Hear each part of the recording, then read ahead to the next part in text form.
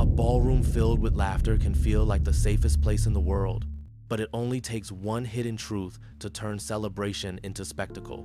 This story begins with music, flowers, and promises of forever, yet beneath the shimmer of champagne glasses and rehearsed smiles lies a fracture waiting to split the night wide open. Guests came to witness vows, but what they saw instead was the unraveling of a carefully guarded past. Every word spoken that evening carried more weight than the one before. A glance from the priest, a hesitation in the groom's smile, a whisper overheard in the pews, all of it built toward a revelation no one imagined. What seemed to be the story of a broken romance revealed itself as something much larger, a collision of secrets too heavy to stay buried, and once the first truth escaped, nothing could stop the flood that followed. This series will take you step by step through that night of reckoning, where silence turned into confession and dignity demanded its place.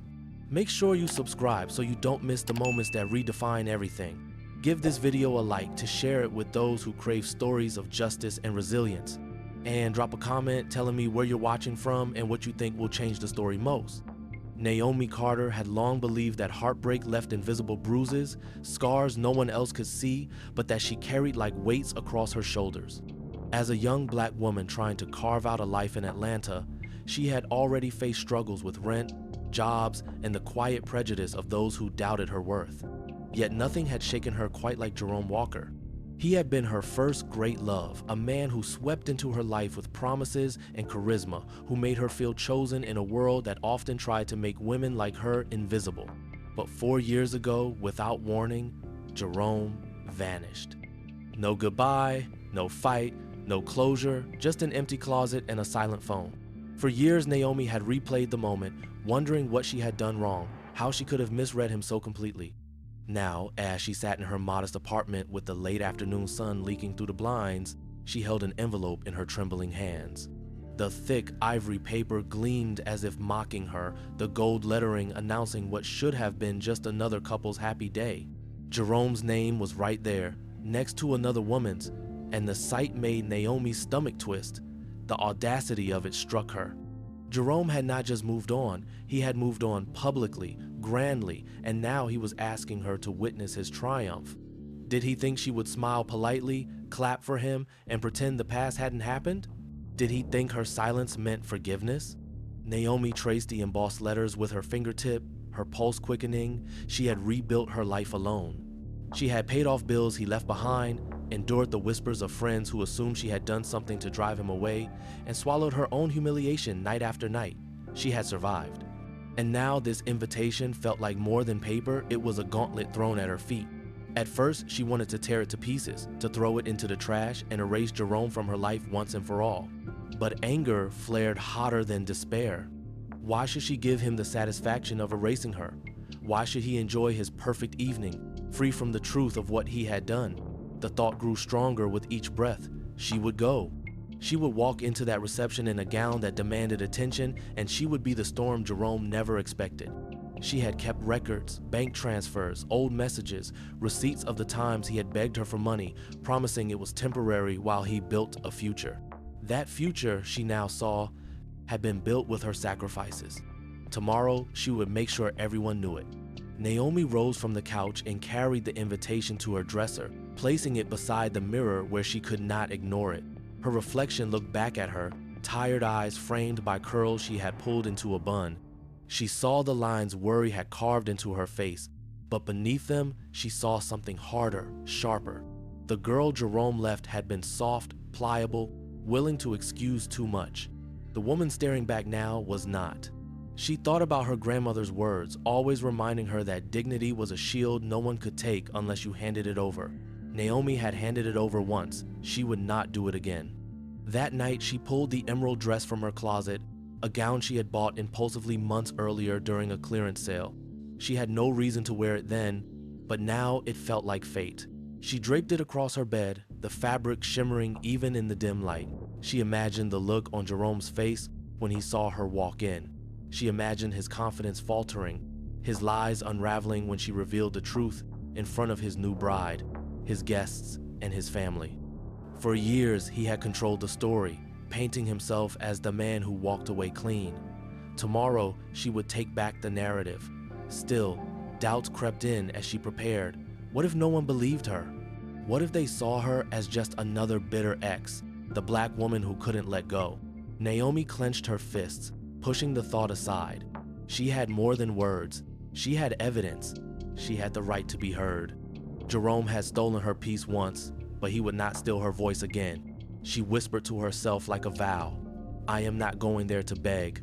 I am going there to be seen. Lying in bed later, Naomi stared at the ceiling while the city outside buzzed with Friday night energy.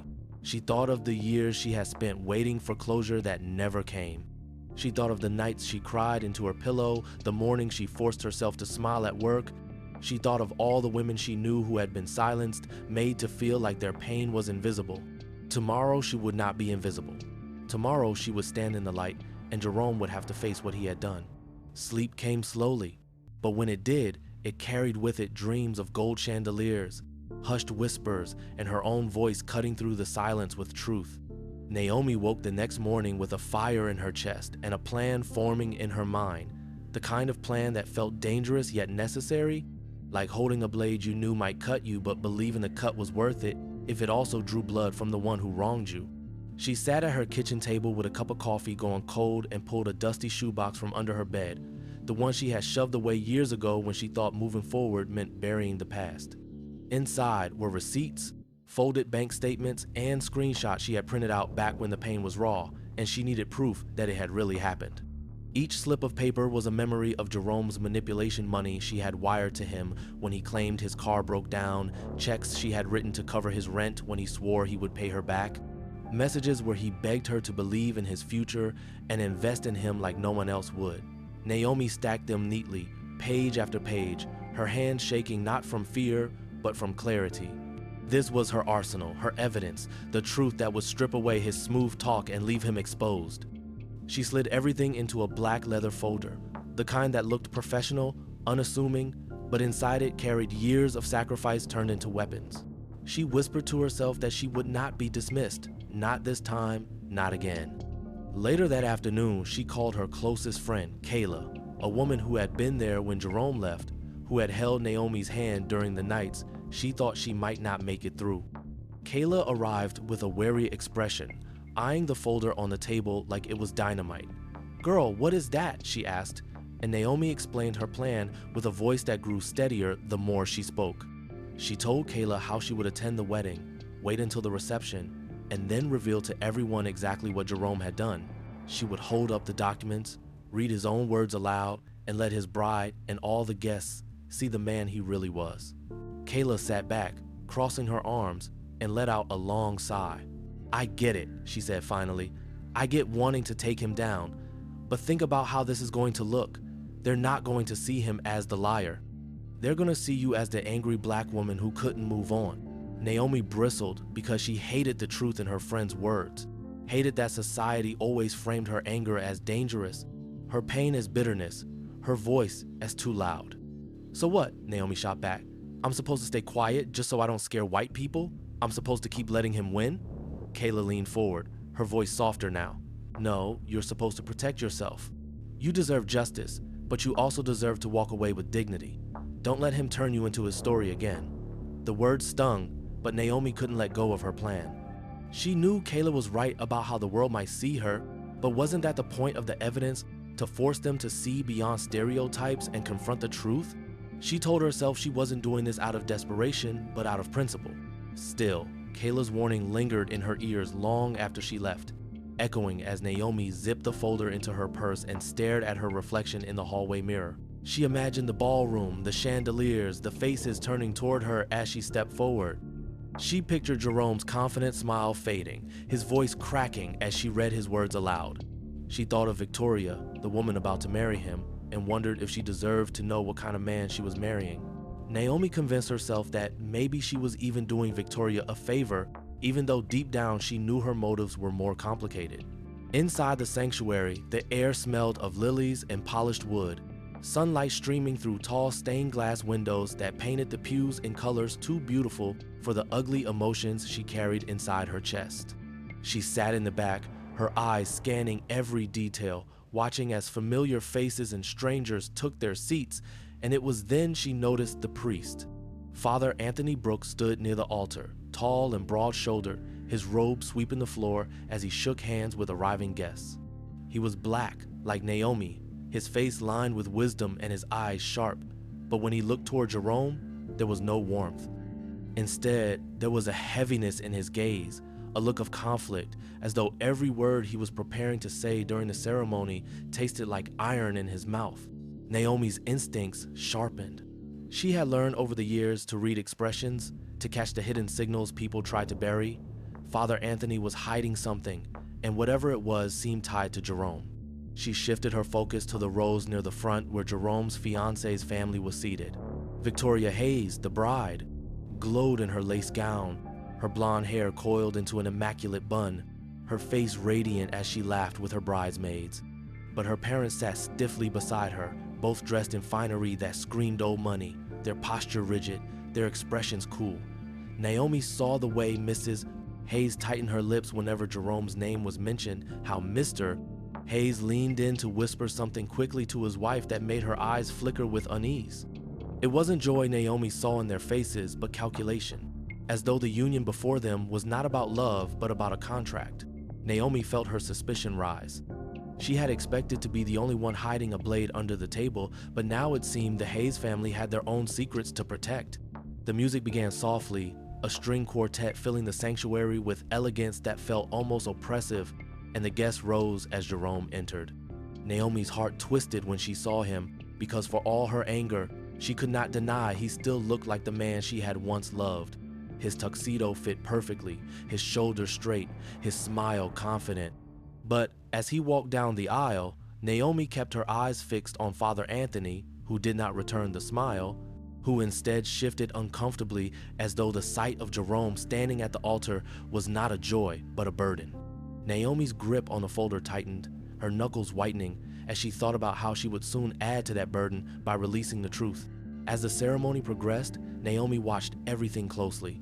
Jerome held Victoria's hands, looking into her eyes with the kind of devotion that once had been hers. Yet Naomi noticed that whenever Jerome glanced toward Father Anthony, the priest's jaw tightened, his eyes narrowing slightly as though measuring every vow against a hidden truth. And when Father Anthony recited the opening prayers, his voice carried not just solemnity, but strain, as though part of him was fighting to stay silent. Naomi wondered if he too was protecting Jerome, if he knew something about the man no one else in this room was willing to admit. The thought both unsettled and intrigued her, because if the priest had doubts, then Naomi wasn't the only one with reason to expose him. During a brief pause in the ceremony, Naomi overheard a bridesmaid whisper to another about Jerome's rough past. The words were spoken carefully, hushed, but Naomi caught the way Mrs. Hayes' head snapped toward them, her expression darkening with disapproval. It was as if the Hayes family had demanded that Jerome's past stay buried, and anyone who spoke of it risked ruining the facade they had worked so hard to present. Naomi's pulse quickened. There was more at play here than just her own heartbreak. Jerome was walking into this marriage surrounded by secrets, and Naomi wondered whether her plan to expose him might collide with revelations far larger than her folder of receipts. She had expected nerves, she had expected whispers, but she hadn't expected to feel as though she was just one player in a larger performance full of hidden lines and undisclosed scripts. As she leaned back against the wooden pew, her gaze shifted toward the groomsmen clustered near the altar. Jerome stood with his best man, Marcus, tall and broad-shouldered, the kind of friend who had been with him since high school, a man Naomi had known during her years with Jerome. She watched closely, and her heart lurched when Jerome leaned toward Marcus, his hand covering his mouth, but his words still audible in the hushed sanctuary. "I can't keep this secret much longer," Jerome muttered, his voice tight. "It's gonna come out today." Naomi froze, her breath catching in her throat, her pulse hammering in her ears.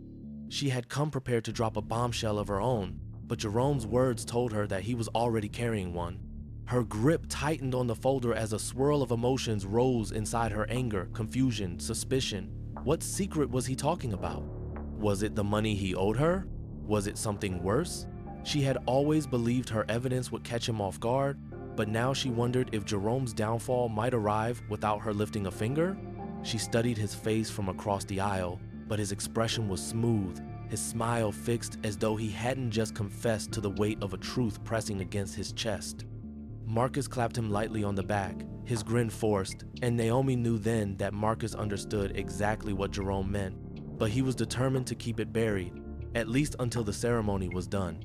Naomi's mind raced, the edges of her plan fraying as she realized there were cracks in Jerome's mask that had nothing to do with her folder. She shifted in her seat, her eyes darting around the sanctuary, when suddenly she felt a presence beside her. A woman slid into the pew with quiet urgency, her dark coat brushing against Naomi's arm. Naomi turned to her, startled, and was met with a pair of sharp eyes framed by deep lines. A woman older than Naomi, but with the kind of intensity that made her impossible to ignore. She leaned in close, her voice low enough to escape the notice of those nearby. "If you're here to do what I think you're about to do," the woman whispered, "then you'd better read this first." Naomi blinked, confused, as the woman pressed a sealed envelope into her hand. The paper was thick, the seal unbroken, and Naomi felt the weight of it as though it contained something more than words. She wanted to ask who the woman was, what this was about, but the stranger pressed a finger to her lips, silencing her. "You don't know the whole story," she said firmly. "Don't move until you read it. You'll regret it if you don't." Then, as quickly as she had arrived, the woman stood and slipped down the aisle, disappearing into the crowd of guests as if she had never been there at all. Naomi stared at the envelope in her lap, her pulse thrumming, her stomach tightening with unease. She had not come here expecting allies, nor had she expected warnings, but the mysterious woman's words unsettled her more than she wanted to admit. She glanced back at the altar where Jerome stood tall and proud, Victoria's hand tucked into his, the perfect image of a groom on his wedding day. Yet Naomi now knew there were layers beneath that image, layers she had not accounted for. The folder beside her seemed heavier than ever, its contents suddenly uncertain, its power no longer absolute. If Jerome was already unraveling, if secrets larger than hers were pressing at the edges of this day, then what was inside this envelope? She brushed her fingers across the seal, tempted to tear it open then and there, but something in her gut told her to wait. She had prepared herself for months to strike at the right moment, to unleash her evidence with precision, and she could not let her emotions override her timing. Still, she slipped the envelope into her purse, tucking it carefully beside her folder, and whispered a silent promise to herself that before the night ended, she would know exactly what it contained. She forced her attention back to the front, where Father Anthony was leading the congregation in prayer, but her mind was far away, lost in the maze of possibilities the envelope had opened before her. She could still feel the weight of the sealed envelope in her purse, rubbing against the folder she had prepared for months, the folder filled with receipts and messages that proved Jerome had drained her financially before walking away without a word. Her mind replayed the moment in the sanctuary when Jerome whispered to Marcus that he could not keep a secret much longer, and the way the mysterious woman had pressed the envelope into her hand with such urgency, warning her that she did not know the full story. Naomi did not know yet what was inside the envelope, but she did know one thing. Tonight was not about doubt. Tonight was about action. Tonight was about standing in the same room as the man who had humiliated her and taking back the dignity he had stolen. The reception hall was everything she expected from Victoria Hayes' wealthy family. Tables covered in white linen and gold trim, crystal glasses that caught the light, waiters weaving through the crowd with trays of champagne. A string quartet had given way to a live band that filled the air with upbeat jazz, and everywhere Naomi looked, she saw smiles and laughter, people intoxicated by the glamour of the event. She walked into that hall and felt the air shift as heads turned, eyes catching on her gown, whispers following her as she made her way toward the edge of the room. Jerome was at the center of it all, his arm draped around Victoria, his smile polished, his laughter loud, the picture of a man who had everything. But Naomi knew that beneath the veneer there were cracks, cracks she intended to split wide open before the night was over. She took a glass of champagne from a passing tray and positioned herself near the podium where the speeches would be made. Every part of her plan was playing in her head like choreography, when the music would pause, when she would step forward, when she would pull the folder from her purse and read aloud the words that would reduce Jerome's lies to ash. She touched the folder through the fabric of her purse, steadying herself with the reminder that the evidence was real, undeniable, irrefutable. But as she prepared herself, she noticed Father Anthony walking through the crowd. He did not look like a man here to celebrate.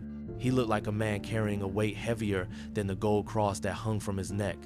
He moved slowly, his eyes scanning the guests until they fell on Jerome, and Naomi caught that same conflict she had seen in the sanctuary, the conflict of a man who knew too much to remain silent. The toasts began, harmless at first. Jerome's friends told stories of their college days. Victoria's bridesmaids giggled through anecdotes about dress fittings and bridal showers. The laughter was easy, the applause steady, and Naomi felt the moment drawing closer. She placed her glass on a table, reached into her purse, and touched the folder again, ready to step into the light. But before she could move, Father Anthony raised his hand. The band faltered, their music trailing off into silence, and the chatter of the crowd fell quiet as the priest stepped forward, his robe flowing around him as though he were still in the sanctuary instead of a ballroom glittering with excess.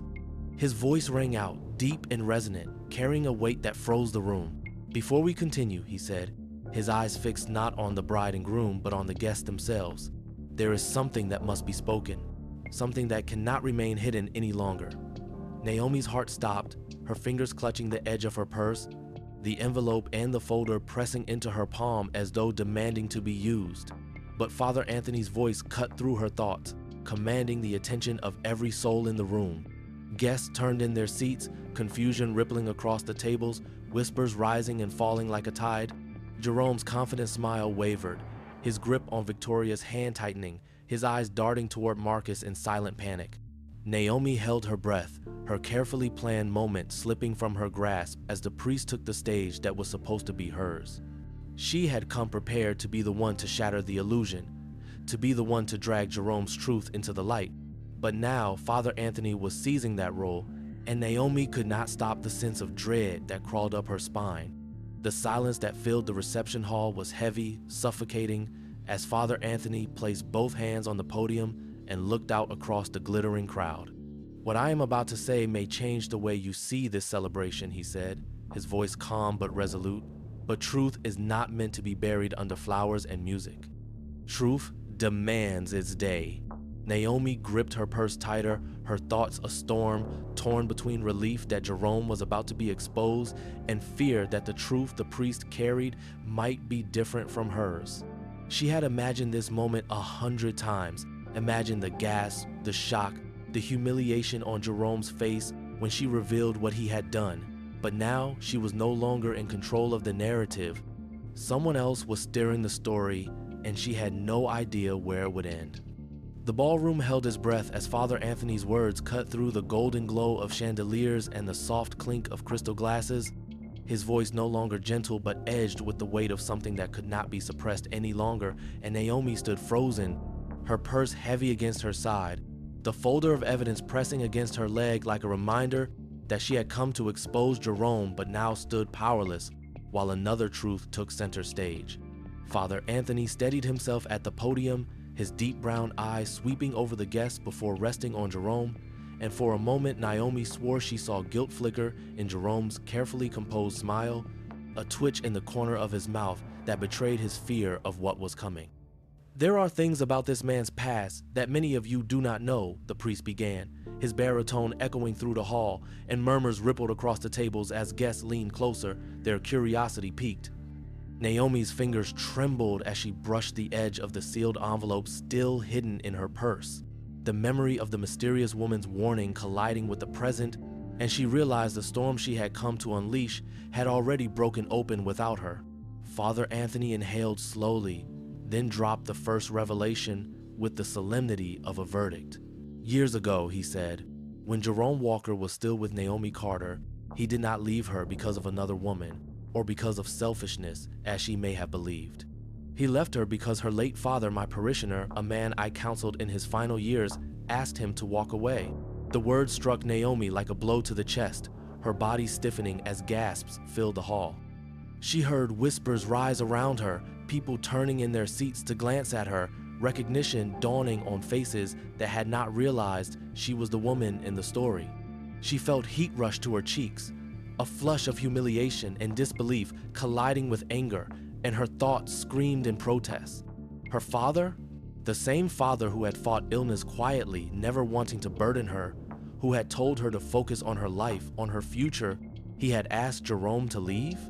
And Jerome had agreed, not with explanation or honesty, but with silence, letting Naomi believe she was disposable, unworthy, abandoned. Father Anthony's gaze swept toward her, and she caught the faint flicker of sympathy in his eyes. But it only stoked her fury, because sympathy did not erase the years of pain she had endured, the nights she had cried herself to sleep, the way she had rebuilt herself piece by piece under the assumption that she had been betrayed. Jerome stood at the head table, his hands clasped before him, his expression somber, and for the first time since she had arrived, Naomi saw a crack in his confidence, the charm slipping away as the truth wrapped itself around him like chains.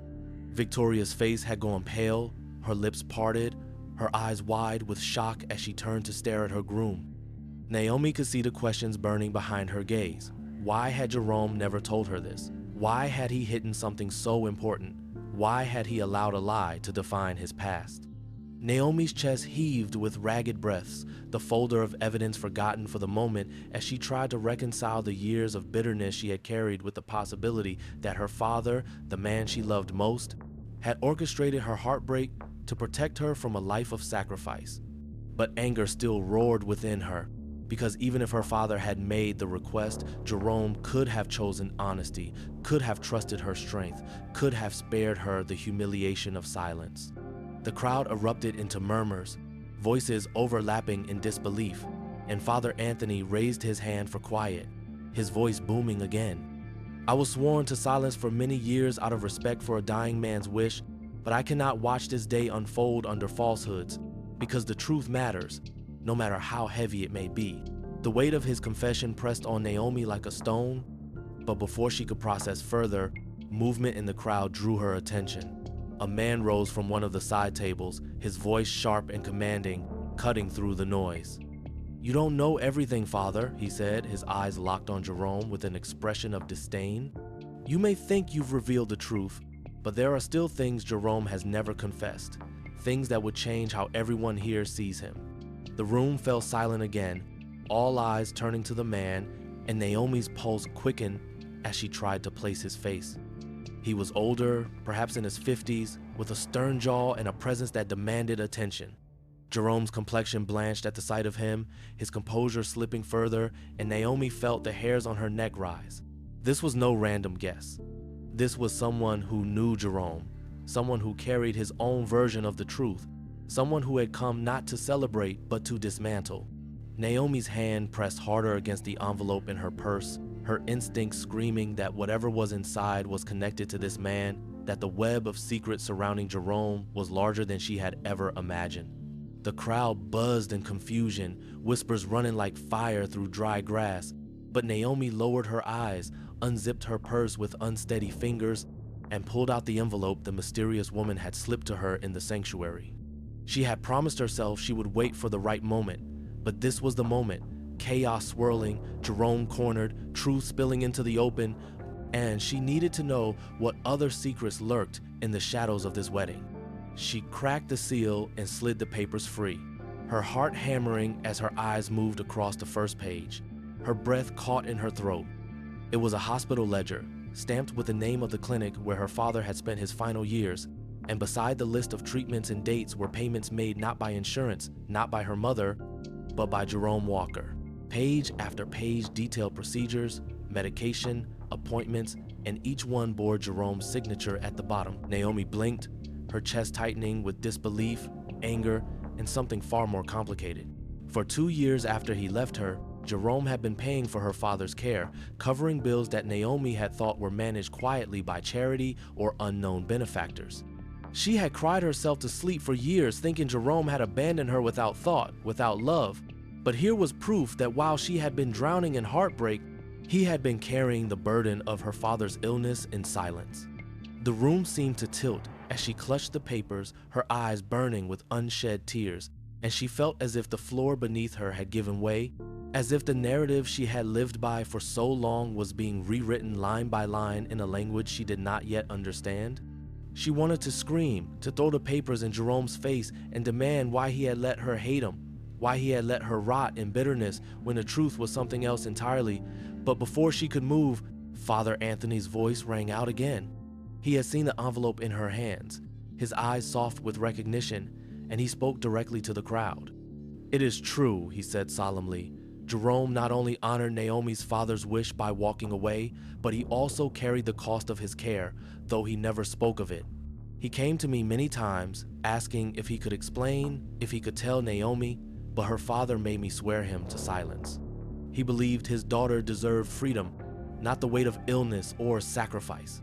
The words crashed into Naomi with the force of a storm, and the ballroom erupted once more, gasps and murmurs clattering against the crystal walls of polite society, the guests struggling to process the sudden transformation of Jerome from a selfish villain to a man who had chosen pain for himself to spare another.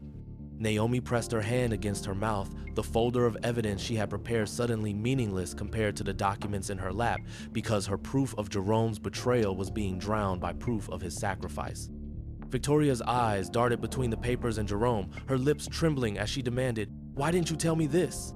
But Jerome stood silent, his eyes fixed on Naomi, his face open, vulnerable, as though the years had stripped away the armor he wore in public and left only the raw truth he had tried to bury.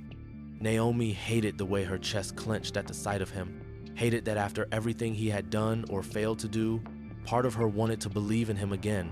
She shoved the papers back into the envelope, her anger and confusion boiling together until she thought she might explode, and she rose from her chair, her emerald gown catching the light as she turned to face the priest.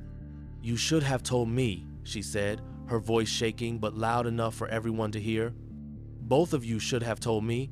Do you know what it cost me, believing I was nothing? Do you know what it took to rebuild myself from ashes while the truth sat locked away in your chest?" Father Anthony lowered his head, his voice steady but heavy with regret. "I know, Naomi, and I am sorry. But a father's last wish is a sacred vow, and I could not betray it, no matter how much it hurt you."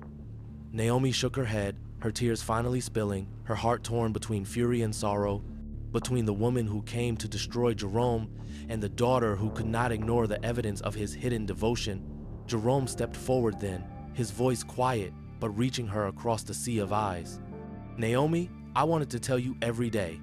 I wanted you to know I never stopped caring, but your father begged me, and I couldn't dishonor him.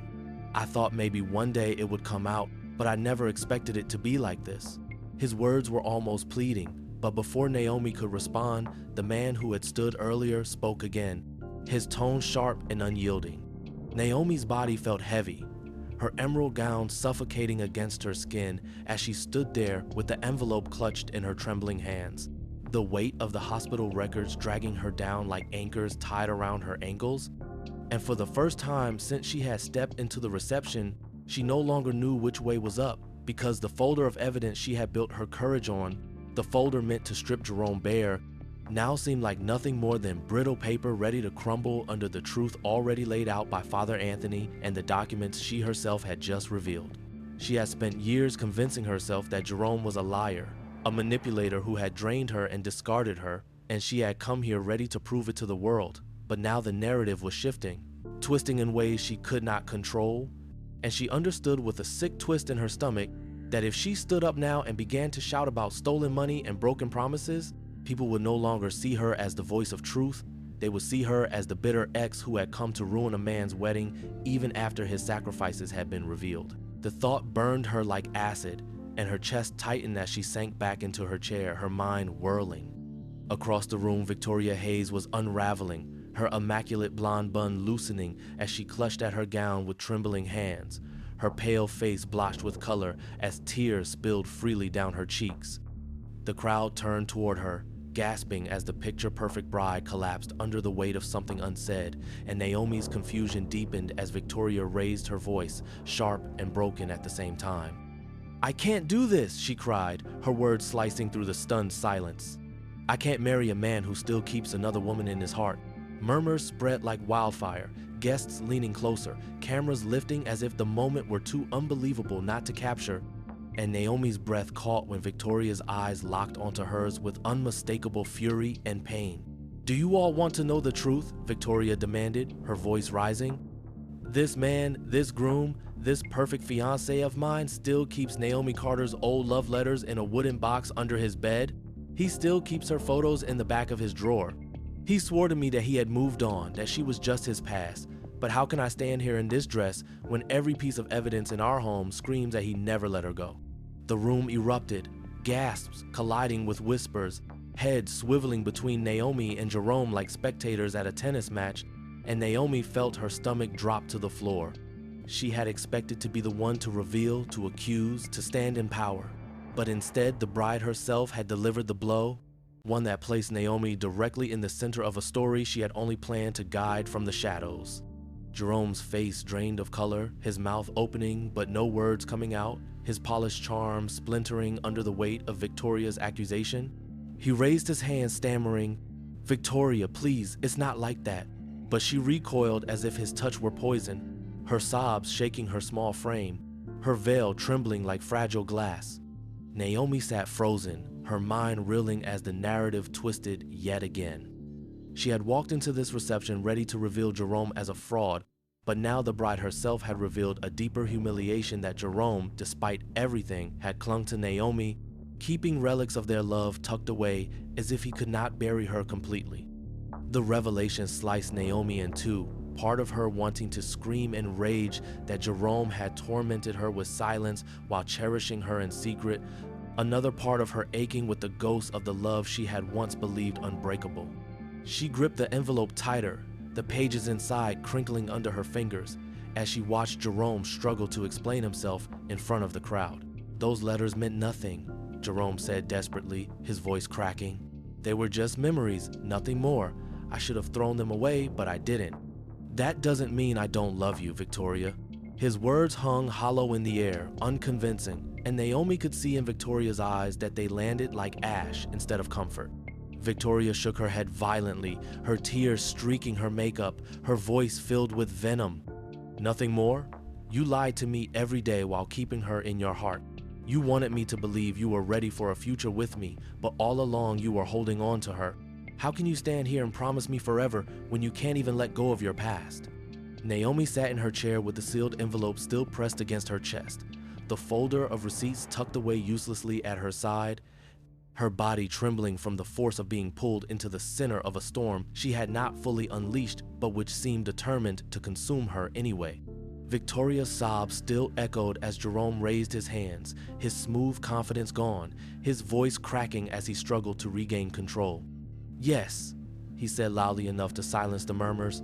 "I kept Naomi's letters, I kept her pictures, because I couldn't let them go, because she was a part of me that I couldn't bury no matter how much I tried. But don't twist that into something it's not. I didn't keep them because I wanted her back. I kept them because I needed to remember what I had given up, what I had lost when I honored her father's dying wish. I wanted those memories to remind me that love is sacrifice, and I sacrificed more than anyone in this room will ever understand." The guests gasped again, their whispers sharp and confused, and Naomi's chest tightened at his words. Because though her fury burned hotter than ever, she could not deny the thread of sincerity running through his voice, the rawness of a man cornered into truth. He turned his gaze directly on her then, his eyes bloodshot, his voice breaking. "Naomi, I know my silence hurt you. I know it broke you. And for that, I will carry guilt for the rest of my life. But I swear to you, I walked away not because you weren't enough, not because I didn't love you, but because your father asked me to. I thought I was protecting you, even if it meant you would hate me. I thought my silence was a shield, but now I see it became a weapon, and I am sorry." Naomi's throat constricted, her fingers digging into the papers in her lap, her heart torn between fury and the old, stubborn part of her that wanted to believe him. She wanted to scream that love without honesty was cruelty, that sacrifice without explanation was just abandonment. But before she could speak, Father Anthony's voice thundered again from the podium. His face was grave, his hands clenched on the wood, and when he spoke, his words cut through the noise like a blade. "Jerome, it is time to stop dressing up your choices as noble sacrifice," he said, his voice resonant and heavy with authority. The truth is more complicated than the picture you're painting. It is not only Naomi's father's wish that bound you. It is not only your so-called sacrifice. There is another truth that must be spoken tonight, because if it is not spoken here, it will destroy you later. This marriage, this union, was not born of love at all. It was born of coercion. The room fell silent as though the air itself had been sucked out, every head swiveling toward the priest, and Naomi's stomach dropped as she gripped the edge of the table, unable to comprehend what she had just heard. Father Anthony's eyes turned to Victoria's parents, their pale faces stiff with fury, their posture brittle as glass. The Hayes family, he said firmly, knew of Jerome's financial struggles, knew of the debts that had piled up around his business. And instead of offering help, they leveraged that desperation to force him into this marriage, promising salvation in exchange for a union that would protect their family's image and status. Jerome did not pursue Victoria out of love. He agreed to this marriage because the weight of debt left him with no choice. The hall erupted in disbelief, gasps colliding with shouts, glasses tipping over as guests turned in outrage to the bride's parents. Naomi's heart pounded in her ears as she looked at Jerome, whose face was ashen, whose body seemed to shrink beneath the judgment of 100 eyes. Victoria's wails sharpened, her hands clutching at her veil as though she could tear away the humiliation with fabric alone. "Is it true?" she screamed, turning on Jerome, her voice shrill and ragged. "Did you marry me because of money? Did my family buy you like some kind of trophy husband?" Jerome's silence spoke louder than denial ever could, and when he finally spoke, his voice was hollow, his head bowed. "I didn't want it this way. I tried to believe it could be real, that love could grow out of necessity, but yes, your parents came to me. Yes, they promised to clear the debt I owed. And I was too desperate, too weak, too afraid to say no." He Ballroom was no longer a place of celebration, but a battlefield strewn with the wreckage of truths too long buried. And as the shouting guests turned their eyes to the Hayes family, as Victoria wept into her hands, and as Jerome stood hollow and stripped of his practiced smile, Naomi rose slowly from her chair, the emerald gown shimmering in the fractured light, the envelope still clutched against her chest, like a relic of all she had carried into this moment. For hours, it seemed as if others had spoken for her, Father Anthony confessing her father's request, Victoria exposing Jerome's secret box, the mysterious documents showing his hidden sacrifices, the stranger at the table hinting at debts and coercion, but Naomi knew deep in her bones that none of them could speak her truth. The truth of what it meant to live with humiliation carved into her heart and dignity, stripped away one silent day at a time. She stepped toward the podium, her heels clicking against the marble floor, the sound cutting through the noise until the crowd hushed again, their attention shifting to her as though they sensed instinctively that this was the moment the night had been building toward. Father Anthony stepped back, his eyes full of sorrow and respect, and Naomi took her place at the microphone, her hands steady now, her voice clear. "My name is Naomi Carter," she began, her voice echoing through the hall. "And for years, I carried the weight of a story I never chose, a story that told me I was not enough, a story that told me I was disposable." She paused, scanning the faces around her, seeing curiosity, sympathy, judgment, and in some, shame. "I believed for years that Jerome abandoned me because I was unworthy, and I rebuilt myself from ashes believing that truth. Tonight, I learned things I did not know, that my father asked him to go, that Jerome paid for treatments I never imagined, that the silence I hated so much was partly born from loyalty. But do not mistake that for a story of heroism, because silence is still a weapon, and lies by omission still wound like any blade. Jerome may have sacrificed, but in doing so, he robbed me of my dignity, and that is a theft no sacrifice can excuse." The room was silent, every head turned, every breath suspended, as Naomi continued, her voice growing stronger. "I came here tonight ready to humiliate him the way he humiliated me, ready to hold up receipts and records and let the world see him for what I thought he was. But the truth is, humiliation is not what I want. Humiliation does not heal. I don't stand here to punish Jerome because life has already done that tonight. I stand here to reclaim myself, to speak the truth that was stolen from me. I am not the bitter ex you whispered about when I walked into this room. I am not the ghost hidden in letters under a bed. I am a woman who survived silence, who carried shame that was never hers to bear, and I will not be silent any longer." Her words struck like a drumbeat, And Naomi saw heads nodding, saw women in the crowd clutching their hands together, saw Victoria raise her tear-streaked face with wide eyes. Naomi pressed her palm to the podium, leaning forward. Dignity is not something others take from us. Dignity is something we surrender when we believe their lies, when we let their silence define our worth. And I am done surrendering mine. She turned then, her gaze falling on Jerome, whose eyes glistened, his face drawn with exhaustion and defeat.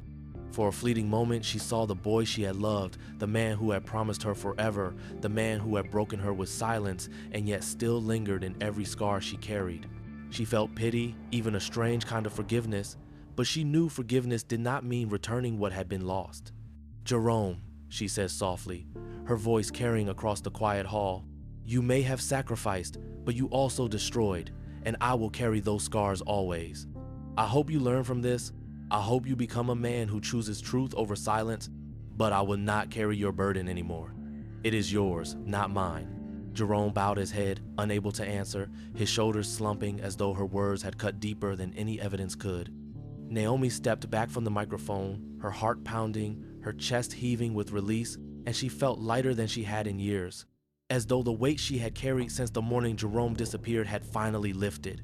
She walked away from the podium, past the staring guests, past Victoria's shattered form, past the Hayes family whose empire of wealth could not shield them from the truth, and she moved toward the door, her head high, her step steady. She heard whispers rise behind her, but she did not care. She had not come to destroy him, she had come to find herself, and in that hall full of broken illusions, she had done just that.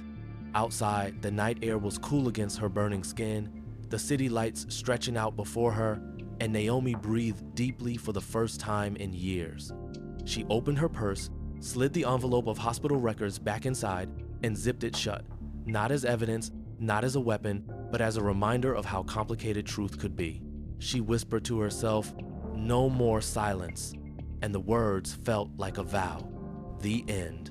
If you've stayed with me through Naomi's journey, I want to thank you for giving your time to a story that was never about easy answers, but about truth, dignity, and the courage to finally speak when silence has done enough damage. Stories like this remind us that justice doesn't always come in the form of revenge. It comes when someone reclaims their voice and refuses to surrender their worth any longer. If this story struck you in any way, I'd love for you to subscribe so you don't miss what comes next. And give this video a like so it reaches others who might need to hear it too. Tell me in the comments where you're watching from, and let me know, was the most powerful moment for you when Naomi discovered the hidden sacrifices, when Victoria exposed the letters, or when Naomi finally stood at the microphone and declared her own dignity? Your thoughts and your stories matter, and I can't wait to read them.